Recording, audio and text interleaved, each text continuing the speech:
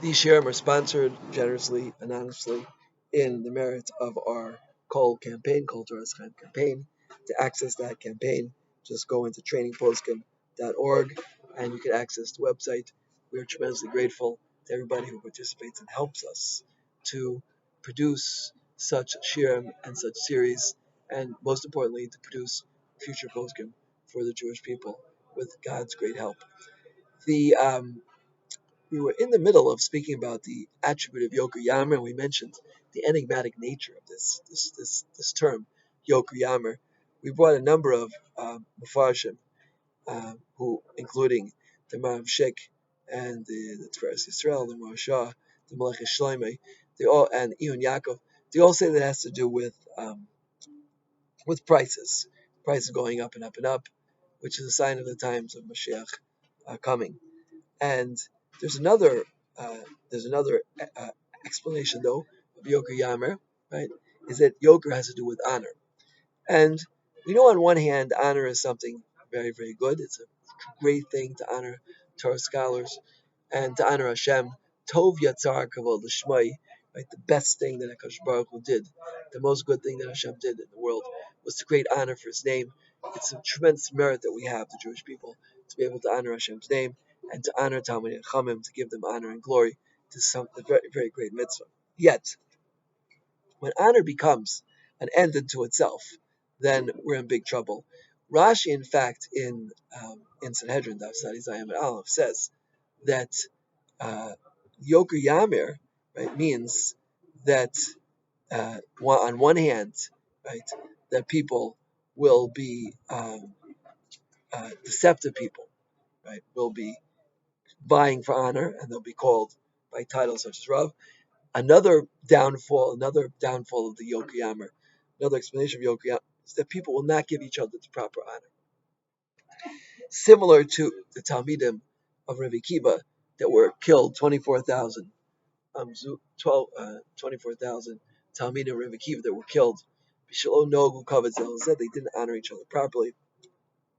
This is Rashi in Sanhedrin Daf Sadi Zaim explains this concept of Yoker Yamer. Right? The Tosas Yontif brings Rashi, and he brings two other explanations that are connected with kavod, right? They're connected with honor, right? We said again, there'll be a destruction of proper honor, right? And that's according to the here, so the wording of the Gemara in Sanhedrin Daf Sadi Zayin says Yoker Yavas. Yoker Yavas will be destroyed. They'll be perverted. Right? They'll be perverted, and people will not honor each other properly. And also there'll be Ramaos. It's Chubadim, right? Right. The people will get honor will be the charlatans and the deceptive ones among us. Right? Another pshat, which is offered by the Tosas Yontif and the Mishnah Sota, is that kavod will take an incredibly important role in the Jewish people, which is not meant to be. Right? Even the people who are meant to get honor flee from honor. I once asked the future Gadol Hador of David Kohen, Rav Shach said is the Gadol Hador in the next generation, is the Rav afraid of bizyonos, of disgrace? And the Rav said, I'm not afraid of bizyonos, but I'm afraid of honor. The Chavetz Chaim said that honor is the one thing which takes away from Olam Haba, because it's a spiritual pleasure. You know, if you have 1, 2, 3 slices of pizza, right? Rav David Feinstein was once asked, "What's the bracha on one slice of pizza?" He said, "Mazonos." What's the bracha on 2 slices of pizza? That's hamotzi. What's the bracha on 3 slices of pizza? He said, "Don't eat 3 slices of pizza. It's too much, especially American pizza, which is very very big slices, as I've seen." And so you have physical pleasures, you have pleasures of this world, and you that's limited how much pleasure you get. But if you have honor, honor is something which is a spiritual pleasure. It says the Chavetz Chaim, it's extremely dangerous because it takes away from your spiritual reward, right? And you feel that like kind of good feeling if everybody's like calling you like important names. I own a frock which I take out once in a while and put on for very very important occasions, and I I wear it on certain very, very important occasions, like for the day I make my Suda Sotoa for Chai Stephen. And I notice when I wear my frock, everybody treats me differently. It's like I suddenly became the most important person in the entire world. It's a nice feeling, but it doesn't feel really right since I consider myself to be an absolute nothing. So, therefore, the best thing really is to run away from honor. The Kotskarov, in fact, points out, he asked a very poignant question, which I want to ask myself.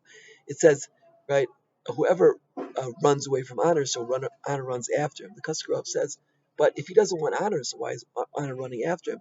Says the Kotskarov that if you run away from honor, you're recognizing it as something. Yeah, you're recognizing it as an existing entity, right? The best way to deal with honor is just ignore it completely, pretend it doesn't exist. In any event, says the Tosas Yontif, in the generation before Moshiach comes, which we're hopefully in now, right? Honor will become extremely important. And I know in certain circles, right, it's very important which titles you use and which kind of frock you have and this and that. Okay, in the right circumstances. So as we said, covenant Torah is very, very important.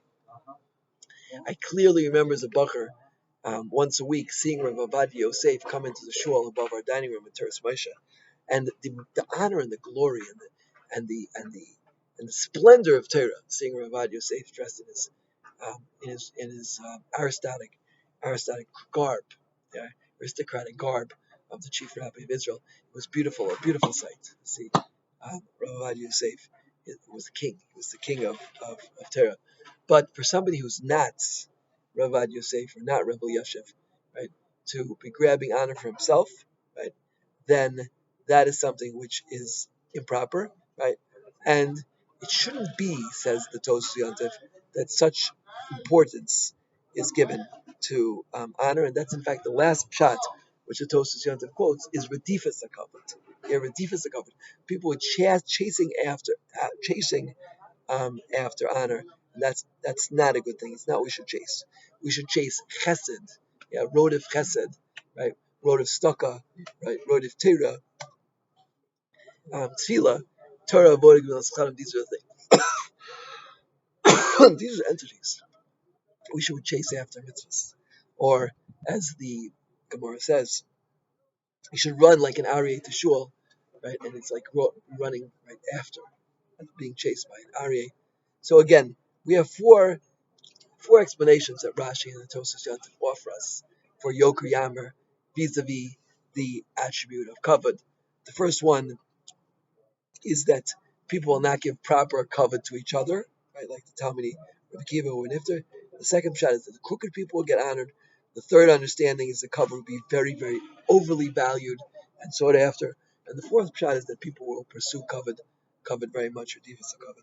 And all of these things are not positive. We should really try our best, even though kavod is important. Yeah, kavod is important. And the Ravid, in fact, says in his introduction to Shas that if we would lose all our kavod, we would just die. Right? A person needs a certain amount of kavod. The word kavod, in fact, means giving weight to something. Right? If we would lose all our honor, then we might just leave this world. Right? But at the same time, we have to know that Rav Chaim Volozhin says that Rav Moshe Rabbeinu became as great in Torah as he did because of his humility. Right? If we had the humility of Moshe Rabbeinu, we would be on the same level of Torah as him. And I always say there's two types of people in the world. There are people who met Rav Asher Eli and people who didn't meet Rav Asher Eli. Rav Asher Eli, he has 1,000 people, more than 1,000 people in Shir. There's another 1,000 people listening to it on live broadcasting. Yeah, and then one Chashuv Balabas told me there's not one Maggid Shir in the world who knows what he's doing, who doesn't listen to Rav Asher Shir before he gives Shir. And he's the king of Torah, and he walks around like an absolute nothing. Rav Asher Eli is a mophis. He's a miracle of this generation that somebody so humble can live and exist in such a world today where there's so much a pursuit of honor. So I'm telling you, when anyone listening to the shir, if you have a chance, jump on an airplane, come to Eretz Yisrael, go daven in Sanhedrin Mechevet. I believe sometimes he davens in Knesset Yehuda, sometimes he davens in the shul called Ezra's Torah, in Sanhedrin Mechevet, called Ezra's Torah. Perhaps it's changed by now. But just look at Rav Asher Eli.